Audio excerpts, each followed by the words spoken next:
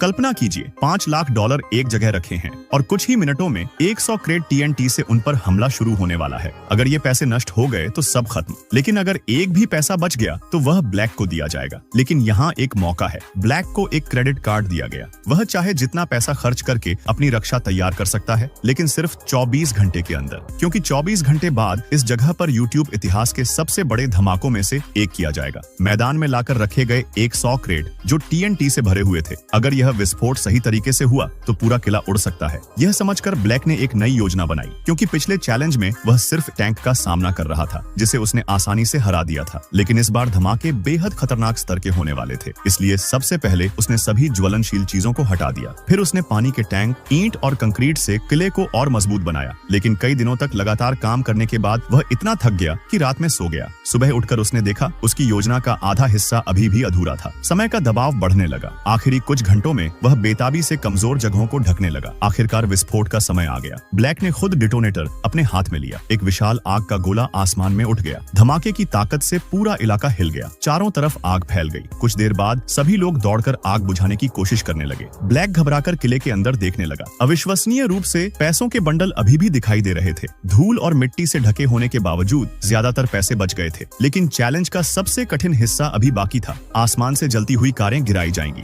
जो पेट्रोल से भरी होंगी, और साइड से कैटापल्ट के जरिए आग के बड़े गोले फेंके जाएंगे। इस बार ब्लैक ने कोशिश की कि कंटेनरों को इस तरह लगाया जाए कि कारें गिरकर फिसल जाएं। लेकिन यहाँ एक बड़ी गलती हो गई। उसने कंटेनरों को रोकने के लिए लकड़ी का इस्तेमाल किया। जब पहली जलती हुई कार गिरी तो लकड़ी में तुरंत आग लग गई। कुछ ही मिनटों में पूरा किला एक विशाल आग की भट्टी बन गया। लगभग 1 घंटे तक आग जलती रही। जब आग शांत हुई तो सभी अंदर जाकर देखने लगे। पैसों के बंडल लगभग पूरी तरह जल चुके थे। तो दोस्तों, आप इस चैलेंज में क्या क्या इस्तेमाल करते?